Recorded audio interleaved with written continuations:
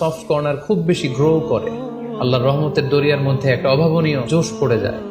আল্লাহ তাআলা এই দৃশ্যটাকে খুব দেখতে পছন্দ করে যে বান্দা সামনে খাবার নিয়ে বসে আছে, শরবত নিয়ে, পানীয় নিয়ে বসে আছে, ক্ষুধায় তৃষ্ণায় সে জর্জরিত, সে চাইলেই সামনে থেকে নিয়ে মুখে তুলে খাবারটা খেতে পারে, কিন্তু সে আমার ভয়ে খাচ্ছে না।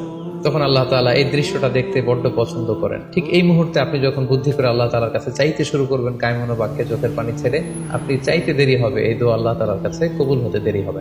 তাই এই ভুলটি যেন আমরা না করি, এই বরকত যেন আমরা মিস না করি। প্রতিদিন খেয়াল করে ইফতারের পূর্ব মুহূর্তে দোয়া করুন। আপনার কি চাহিদা, আকুতি মিনতি আল্লাহর কাছে আছে, আপনি পেশ করুন। বছরের অন্য সময়গুলোতে রাত 4টার দিকে উঠে আসলে অনেকের পক্ষেই তাহাজ্জুদ